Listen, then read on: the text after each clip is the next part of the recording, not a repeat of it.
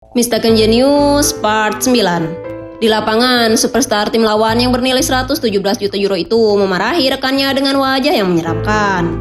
Dia mungkin kesal karena membiarkan anak 16 tahun melepaskan tembakan sejak awal.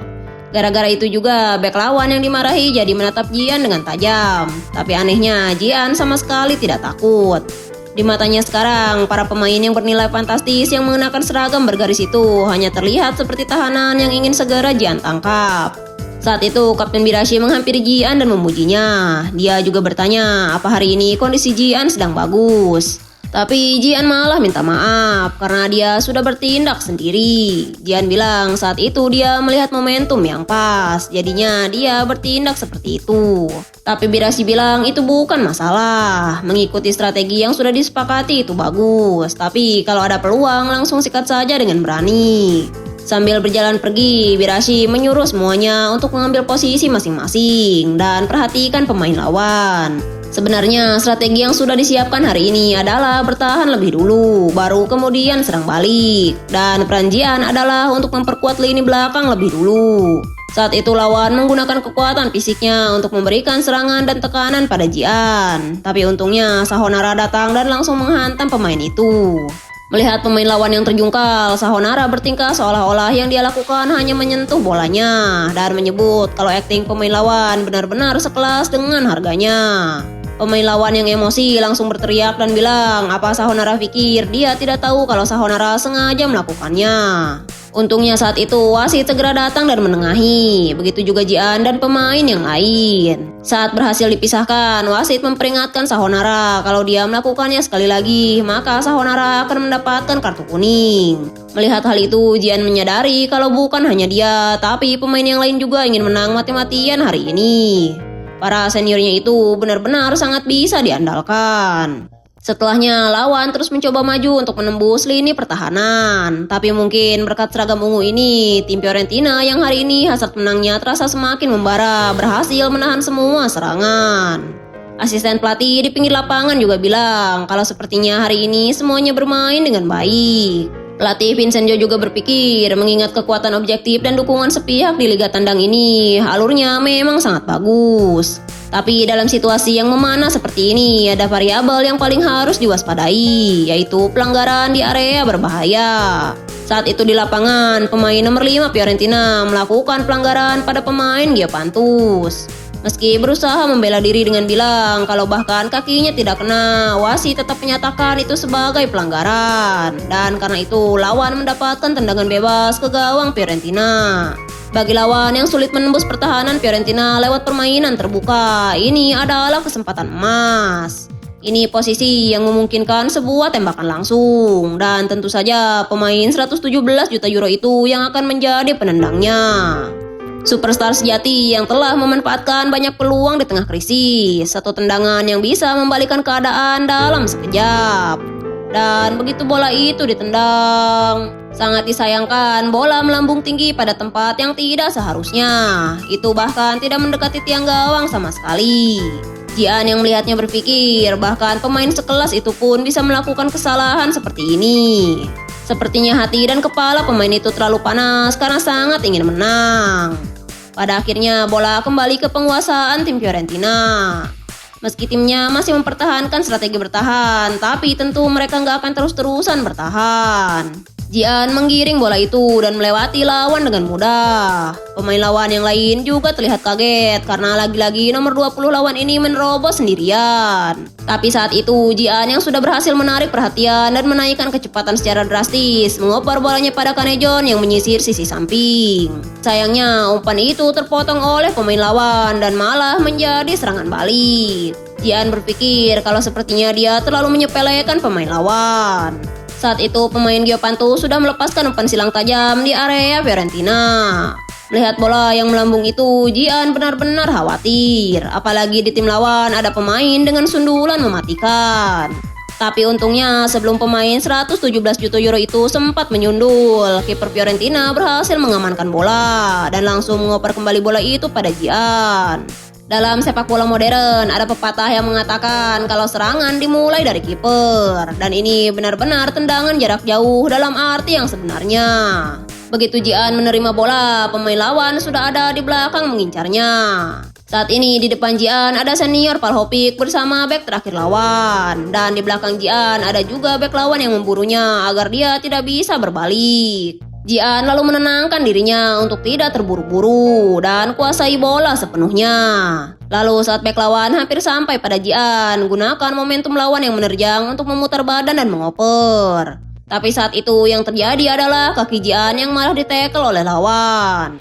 Melihat itu, para senior Jian langsung menghampirinya dan bertanya apa Jian baik-baik saja. Yang Jian iyakan.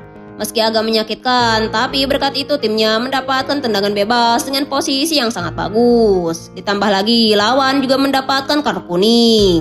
Posisinya sedikit ke kiri dari depan gawang dengan jarak sekitar 20 meter. Dan dengan kekuatan tendangan Palhovic, eksekutor utama Fiorentina, jarak segitu harusnya cukup untuk mencetak gol. Tapi untuk peluang sebagus itu, entah kenapa Jian melihat kalau ekspresi seniornya tidak terlihat bagus. Saat tiba-tiba Jian menyadari pergerakan tangan seniornya itu ke arah bangku cadangan dan berpikir apa jangan-jangan dia cedera. Tanpa mengatakan apa-apa, Palhovic menyerahkan bola itu pada Jian. Dia lalu bilang kalau dari sudut ini bukan sudut yang bagus untuk tendangan kaki kiri. Jadi sebaiknya Jian saja yang melakukan tendangannya. Sejujurnya, Jian tidak terlalu suka mengambil tendangan bebas atau penalti. Atau lebih tepatnya, Jian merasa terbebani. Karena semua tanggung jawab harus dipikul oleh satu orang yang menendangnya. Tapi mungkin karena lawannya memang sekelas itu, jadi Jian ingin melakukan sesuatu. Setidaknya untuk tendangan bebas yang diserahkan seniornya ini, Jian jadi ikut berambisi. Dan entah kenapa, di saat menegangkan seperti ini, Jian malah teringat pada Kim Ji-woo. Setelah meletakkan bolanya, Jian mundur beberapa langkah. Posisi gawang dan kiper serta formasi pagar betis semuanya Jian tangkap dalam sekali pandang. Tapi karena pagar betisnya terlalu tinggi, Jian jadi tidak bisa melihat sudutnya. Saat mengusap tangannya, tiba-tiba Jian menyadari kalau bajunya agak lembab dan ingat saat dirinya terjatuh tadi, yang menyadarkan Jian pada situasi yang lain, yaitu rumputnya yang basah. Begitu wasit meniupkan peluit, Jian menendang bola itu dengan keras. Sekarang dia sudah bisa melihat sudut mana yang akan dia incar. Para seniornya terlihat sangat tegang menanti apa yang akan terjadi. Begitu juga pemain tim lawan yang menjadi pagar betis. Tapi saat itu bolanya tidak melambung ke atas, melainkan meluncur dengan cepat di bawah kaki pagar betis yang melompat ke atas. Dan karena rumputnya yang licin membantu pergerakan bola untuk masuk begitu saja ke dalam gawang tim Geopantus. Para penggemar Geopantus juga tidak habis pikir melihat tendangan yang pemain nomor 20 lawan itu lakukan. Sementara para pemain tim Fiorentina bersorak atas gol pertama mereka. Saat itu kiper Geopantus berpikir kalau itu bukan hanya sekedar bola datar, tapi bola yang ditendang tanpa putaran, memantul sekali dan berputar dengan kecepatan tinggi. Dia lalu ingat Jian yang menyentuh bajunya tepat sebelum menendang dan berpikir apa jangan-jangan anak itu memperhitungkan kondisi rumput yang basah karena hujan sebelum pertandingan dan melihat sudut ini. Sementara itu, setelah puas bersorak bersama, Kapten Birashi bilang kalau sudah mencetak gol seperti itu, masa Jian mau diam saja dan menyuruhnya untuk membuat para penggemar menggila. Gol yang baru saja Jian lakukan itu pantas untuk dirayakan. Saat itu Jian berpikir kalau dulu Jian memang sempat terpuruk, tapi sekarang dia berhasil. Dan di hadapan para penggemarnya melawan Geopantus yang dulu pernah mengusir Jian, dia menjadi pemain yang mencetak gol. Jatuh itu tidak memalukan. Yang memalukan itu kalau jatuh dan tidak mau bangkit lagi. Jadi kali ini Jian tidak akan merasa malu dan mulai selebrasi di depan para penggemar. Sementara itu para pemain tim Geopantus bertanya pada Federico Chiesa sebenarnya siapa anak nomor 20 itu. Tapi Chiesa sendiri tidak tahu. Dia bukan pemain yang pernah Chiesa lihat saat masih di Fiorentina. Pertandingan kembali dilanjutkan. Melihat pemain lawan yang mencoba untuk melakukan gol balasan, Kapten Birashi mengatakan kalau momen setelah mencetak gol itu sama bahayanya. 5 menit setelah babak dimulai dan 5 menit sebelum berakhir. Dia juga berteriak kalau tidak bisa menjaga gol yang sudah Magne mereka berikan, mau taruh di mana wajah mereka sebagai senior. Setelah gol yang berhasil Jian buat, timnya terasa semakin kuat. Dari pertahanan Kapten Birashi yang keras, pertahanan penuh tenaga senior Milansevic, dan juga permainan senior Sahonara yang benar-benar mengorbankan tubuhnya. Dibandingkan mereka semua, Jian masih sering jatuh dan menggelinding di tanah. Tapi itu tidak masalah. Sekarang dia punya senior yang mengulurkan tangan. Dan Jian juga sudah tahu bagaimana caranya bangkit setelah terjatuh. Dan begitulah babak pertama berakhir dengan Fiorentina yang mempertahankan gol pembuka mereka.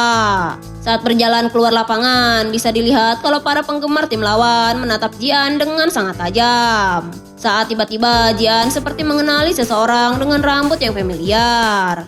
Dan benar saja, orang itu adalah Jerome. Saat itu Jian merasa agak aneh. Bahkan dengan seragam yang penuh tanah itu, sekalipun dia bertemu orang yang dulu menyiksanya habis-habisan, entah kenapa Jian malah merasa senang. Kalau dipikir-pikir, sekarang bocah Asia yang pernah mereka remehkan itu sekarang sedang bertanding melawan pemain inti yang mereka agung-agungkan seperti dewa. Jerome pasti nggak pernah menyangka situasi ini akan terjadi. Tapi saat itu Jian ingin menanyakan satu hal, bagaimana rasanya melihat Jian dari bangku penonton. Sementara itu CEO Geopantus Mauricio terlihat benar-benar marah. Moodnya sudah sangat jelek, ditambah ada nyamuk berisik di sebelahnya.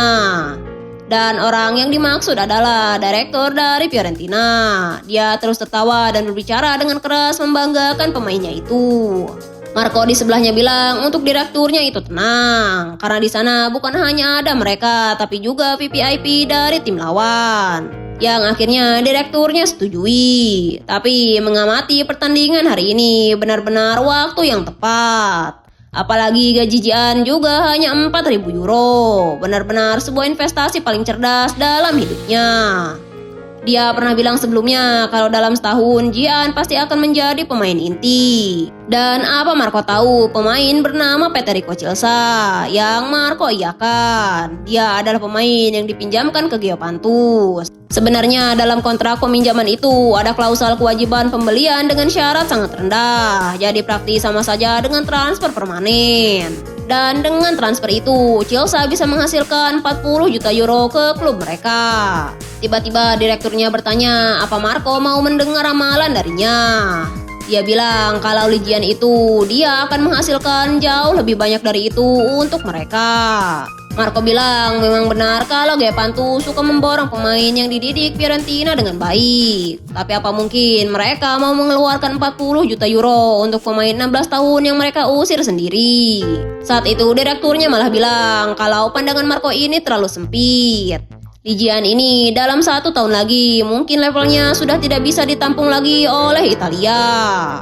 Mendengar itu Marco sampai merinding. Tapi tentu saja itu urusan nanti. Sekarang mereka harus memperhatikan babak kedua. Tatapan para superstar pemain lawan pada Jian juga sudah mulai berubah. Dan bersambung. Kalau kalian suka sama manhwa ini, jangan lupa like, komen, dan subscribe. Bye!